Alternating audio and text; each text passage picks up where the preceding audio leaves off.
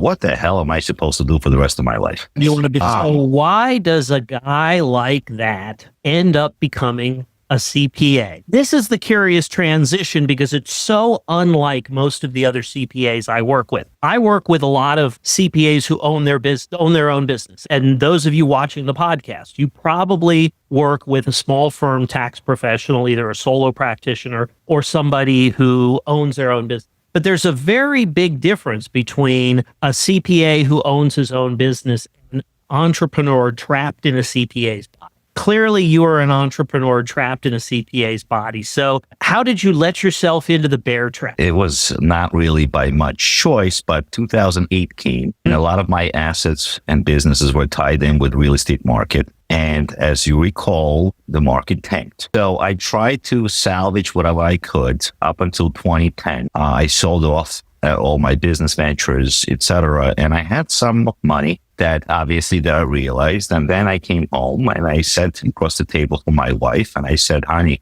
we're okay for the next few years. I don't have to work. You're working. Kids are fine. Everything's going to be okay. But what the hell am I supposed to do for the rest of my life? What do you want to be when you grow up? Exactly. So she technically said, why don't you be a lawyer? Why don't you be an accountant?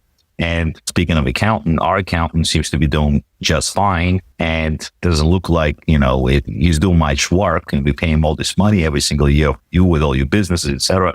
And it's recession proof. It's always going to be needed and people need a qualified practitioner, etc. She says, why don't you look into that? And I said, law school is probably a three-year window that I have to go to. Let's see what I need to do to qualify to sit for the CPA exam. So I went back to my school. I already had a bachelor's from many years ago to find out exactly what would I need to do to qualify to sit for the, and they reviewed all my records and they said, Mr. Kaplan, the only thing you need is technically take 10 accounting classes and you will get your second bachelor's degree and you will be eligible to sit for the exam. So in my head, I'm like 10 classes, I could do it in 1 year at most, get my second degree, and then it probably going to take me another year or so to pass all 4 sections of the CPA exam. So technically 2 years are better than 3 years with all the unknown compared to law school and a lot less money.